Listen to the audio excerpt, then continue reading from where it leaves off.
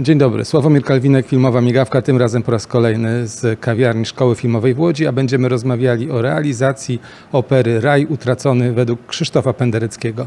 Zapraszam serdecznie. To jest podcast WFO. A z nami są realizatorzy i nie wszyscy realizatorzy oczywiście. Akim Zajcew, Dzień dobry, dzień dobry. Stanisław Szczęść-Bożyk Dzień dobry bardzo Państwu. i Piotr Klonowski. Dzień dobry. Zapraszam serdecznie na podcast o tym, w jaki sposób zrealizowany był nasz przekaz, nagranie. To jest podcast WFO. I może pierwsze pytanie do Staszka. Staszku, to nie jest pierwsza realizacja tego typu w Twoim wykonaniu, a właściwie w wykonaniu fundacji, którą reprezentujesz. No tak, to jest, nie jest pierwsza. W zasadzie powiem, to nasze wspólne realizacje, bo to z Tobą robiłem te wszystkie realizacje, zatrzymałem, uczyłeś mnie streamingu i na czym to polega. A w Teatrze Wielkim w zasadzie zadomowiliśmy się od jakiegoś czasu i robimy te przekazy, uważam, że coraz lepiej. A ten był w ogóle wyjątkowy, bo też i powiem i spektakl, który jest powalający w tej swojej strukturze i fakturze muzycznej, ale też tekst jest tam, Miltona jest genialny, także wszystko to było wyjątkowe. Ja śmiem twierdzić, pamiętam jak wam mówiłem, że robimy dzieło, które jest wiekopomnym wydarzeniem, bo prawdopodobnie zrobiliśmy pierwszą rzeczą tak na świecie. Na pewno w Polsce nikt tego nie robi. To jest ogromna opera i Tak. bardzo rzadko grana, prawda? Tak. Dlaczego ona jest tak rzadko grana? Powiedz to jako dyplomowany muzyk z Akademii Muzycznej. Ona jest rzadko grana, ponieważ tam jest ogromny skład wykonawczy, orkiestrowy, bo on jest porównywalny do wagnerowskiego, czyli to jest większego już chyba nie ma. Przede wszystkim są dwa wielkie chóry, bo jest ogromny chór, który jest doangażowany. Oprócz tego jest chór dziecięcy i jest 16 solistów. Takich rzeczy się nie gra, to jest tak.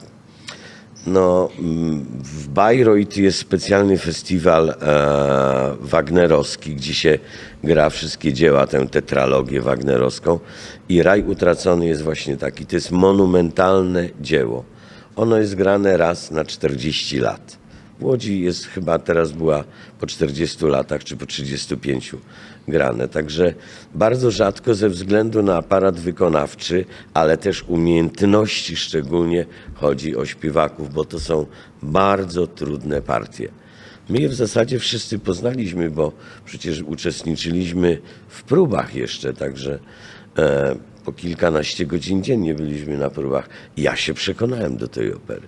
Ja ją po prostu polubiłem. I co, i to będzie wyjeżdżało, tak? To nie wyjeżdża. Nie, tylko to wyjeżdża. A scena będzie się obracała? Tak. Scena się będzie też obracała tutaj? Tamto najedzie. Dobra. Tamto najedzie. Tamto będzie najeżdżało, obracało się i scena będzie się również podnosiła do góry. I jest ostatni obraz, to pod 4 zapadniami jest Boże, mówię i Co tam się znajdzie? Chórzyści. Dekoracja jest, chórzyści. Ale oni będą wyjeżdżali z zapadni, czyli scena się podniesie, z niej wyjadą chórzyści. tak, podniósł chórzyści. Chyba wszystkie możliwości techniczne są wykorzystane, prawda? Tak. I to jest też ogromne dzieło. Przede wszystkim zrobiliśmy film z nagrania live. Tego jeszcze chyba nikt nie zrobił. No Sławek, ty wiesz chyba lepiej. A oni, nasi studenci mieli okazję uczestniczyć w tym ze szkoły i bardzo dziękujemy też pani rektor Mileni za to, że mogliśmy skorzystać z tego bogactwa szkoły, z tego studia i z całego sprzętu, ale też z kolegów, którzy tu pracują, jak Wojtka Kubiaka. No bez No i tego całej nie obsługi byłoby się. studia, prawda? Bo studio Tak, tutaj jest, no właśnie. wydaje mi się, nieocenione. Nie tylko ze względu na sprzęt, ale i na ludzi, którzy pracują Tak. w nim. Tu pracują najlepsi fachowcy w Polsce. Ja teraz to wiem. I zrobiliśmy to z najlepszą ekipą, jaka jest, z którą można to zrobić. No. Wszyscy pracowali z przejęciem. No. Nie ma teraz z nami jeszcze Julii Pol, która była też realizatorką. Która studiuje w Szkole Filmowej w Łodzi na Wydziale Produkcji, ale też kończy reżyserię w innej szkole. Też operatorem przy wcześniejszych realizacjach, które robiliśmy z Teatru Wielkiego. Jest także, pozdrawiamy Julię. Julia jest przed świętami bardzo nieśmiała, ale to jest, że tak powiem, nadzieja polskiej realizacji filmowej jest Julia Pol. Zapamiętajcie to nazwisko. Ja mogę tylko jeszcze dodać, że nie tylko studenci ze Szkoły Filmowej w Łodzi, ale też doproszone osoby brały udział w tym. Krótko mówiąc, stworzyliśmy zespół, który podołał temu bardzo ciężkiemu zadaniu. I teraz krótkie pytanie dla naszych operatorów kamer. Zacznę od Piotra. Piotrze, co Ciebie najbardziej zaskoczyło w tej realizacji? No, jak tak przypominam sobie wrażenia, to w pierwszym dniu przychodzę i widzę wielką, straszną kamerę broadcastową, coś z czym nie miałem wcześniej do czynienia tak naprawdę. No, jestem obyty ze sprzętem filmowym wykorzystywanym na planie, ale to jest jednak coś innego. Te kamery broadcastowe to jednak takie wielkie instrumenty, które mają bardzo dużo innych funkcji, bo są stworzone do czegoś innego. Także Do telewizji, mówiąc najprościej. no tak. Tak najprościej można powiedzieć do telewizji, przez co na przykład mieliśmy wielkie obiektywy z mechanicznym zoomem, zmotoryzowanym, czego też za dużo nie korzystałem w swoim życiu. I się okazało, że te zoomy są tak zrobione technicznie, że można Bardzo delikatnie można operować taką ogromną kamerą, prawda?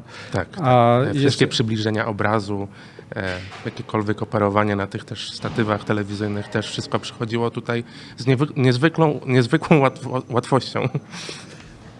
Pytanie do Akima. A dla Ciebie, Akimie, co było takim największym wyzwaniem? Albo co Cię zaskoczyło? No, po pierwsze chciałbym powiedzieć, że to nie była nasza pierwsza współpraca z Teatrem Wielkim. No. Robiliśmy bardzo dużo takich naprawdę trudnych rzeczy, ale ta opera była moim zdaniem najtrudniejsza ze względu technicznym względem, w sensie patrząc na to, bo jakby pracowaliśmy razem z takim projektorem, z którym wcześniej nie mieliśmy jakby Mówimy szansy. tutaj o tylnej projekcji, która była częścią scenografii. dokładnie. Też wyświetlane były różne rzeczy wyświetlane były też projekcje na takim specjalnym na takim tiulu, na firance można powiedzieć. No. Także trójwymiarowy ekran się robił z dwuwymiarowych projekcji. Dokładnie. No i jakby przez to, że ten projektor potrzebuje jakby trochę mniej światła, jak zazwyczaj to działa, no to operatorzy na odwrót potrzebowali więcej światła, żebyś to wyglądało dobrze w kadrze. No i niestety próbowaliśmy jakby zrobić to jak najlepiej i mam nadzieję, że wyszło. I wyszło. No wyszło dlatego, że już ten materiał jest zmontowany, wydany 2500 egzemplarzy płyt Blu-ray i DVD, a też niedługo będą projekcje w różnego rodzaju systemach streamingowych, więc ja mogę zaświadczyć, że wyszło. I zapraszam Państwa też serdecznie na pokaz do szkolnego kina, do kina 22 kwietnia o godzinie 18. Zapraszamy na specjalny, zamknięty pokaz. Można przez Facebook Teatru Wielkiego prosić o wejściówki, bo to są ekskluzywne, wyjątkowe i tylko dla wybrańców miejsca, gdzie będzie można zobaczyć w sali kinowej, ponieważ jakość tego nagrania jest bardzo dobra, jest to jakość kinowa. I co warto tutaj jeszcze wspomnieć, Staszku, może Ty byś opowiedział o pracy nad dźwiękiem, bo to jest też wyjątkowa sprawa. No, tak, ja jeszcze może odniosę Sławku do tego pokazu, który robimy w tym słynnym kinie w szkole filmowej. Na tym pokazie będą też dyrektorzy teatrów operowych z całej Polski i to jest ten poniedziałek o 18:00. Mamy jeszcze 10 wolnych zaproszeń, 5 podwójnych. Jeżeli ktoś będzie chciał, to proszę pukać. Myślę, że tutaj przez Teatr Wielki, Przez Teatr Wielki. dział przez promocji Dominikę, Teatru Wielkiego. Tak. Chcieliśmy powiedzieć właśnie, że ten pokaz będzie zamknięty, ale no tak, pracowaliśmy z dźwiękiem i z tym dźwiękiem mieliśmy chyba największe kłopoty, bo to była odwrotność przy realizacji filmowej, prawda? Że musieliśmy... My się dostosowywaliśmy do dźwięku, a nie dźwięk do odwrotnie, nas. No. I ten dźwięk niestety ulegał ciągle jakimś korektom. No to jest powiem, tak żmudnej pracy. Ja pracowałem przy produkcjach też i fabularnych, no i tam etiud studenckich, ale powiem, takiej pracy jeszcze, w takiej nie uczestniczyłem w produkcji. To jest coś niebywałego. Tak czułem i tak czuję, że zrobiliśmy rzecz wyjątkową. Z tym dźwiękiem chyba też możesz ty powiedzieć, bo ty z Wojtkiem siedzieliście głównie przy tym i z Marcinem, asystentem. Czyli z Marcinem Mirowskim, który się opiekował ze strony teatru To realizacją. trzeba było wszystko z partyturą robić. Tam nie było... Generalnie nie dało się wcisnąć tak zwanej szpilki po prostu. Nie dało się, bo wszystko jest wyliczone. Tak naprawdę dźwięk jest matematyką, ale też spektakl był, oprócz tego, że ma swój romantyzm taki bardzo poważny i to w głębokim mol. Czyli na smutno. Tak, smutno. tak, W mol, czyli na generalnie smutno. tak. Radość inaczej. No ale bo tekst jest sam... Musicie to państwo zobaczyć po prostu. Tego się nie da. Każdy normalny człowiek, który ma pojęcie o pojęciu, to są słowa Sławka Kalwinka, jak musi przeczytać 10 jakichś takich książek, które są kanonem, 10 filmów, 10, tak musi znać. Raj utracony powinien znać każdy uważający się za inteligenta. Każdy. To jest po prostu ze względu na fakturę muzyczną, ale też słowo, liryka słowa jest porażająca.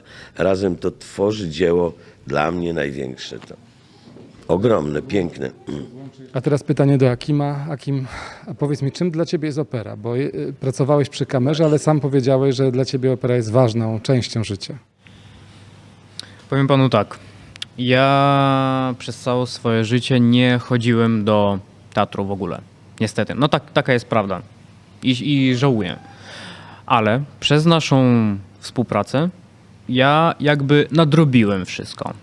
Naprawdę. Ja tak czuję i teraz na przykład wykupiłem całej swojej rodzinie bilety do teatru w Mołdawii na Turandot.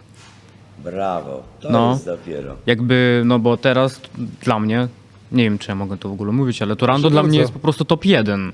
To co, no bo Chcę powiedzieć też, dlaczego Turandot, ponieważ robiliśmy rejestrację ostatniego spektaklu i jakim był. Robiliśmy, on schodził, spadał z afisza spektakl i zarejestrowaliśmy to, Julka też z nami rejestrowała. Ja pamiętam, jak Akim mi powiedział po tym, że on teraz pokochał operę i dlatego warto robić takie rzeczy.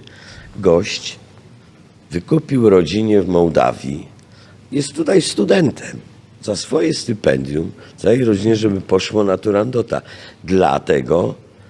Dlatego warto robić takie rzeczy, chociażby właśnie dla niego.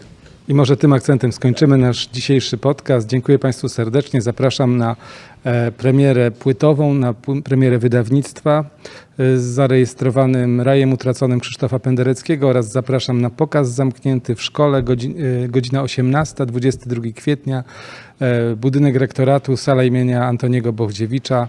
Zamknięty pokaz dla wybranych. Jeszcze jest 10 miejsc. Zapraszam serdecznie.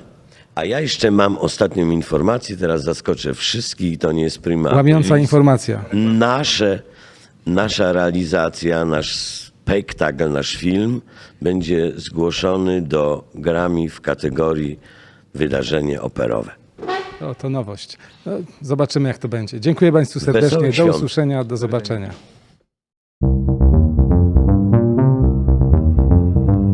To był podcast Filmowa Migawka.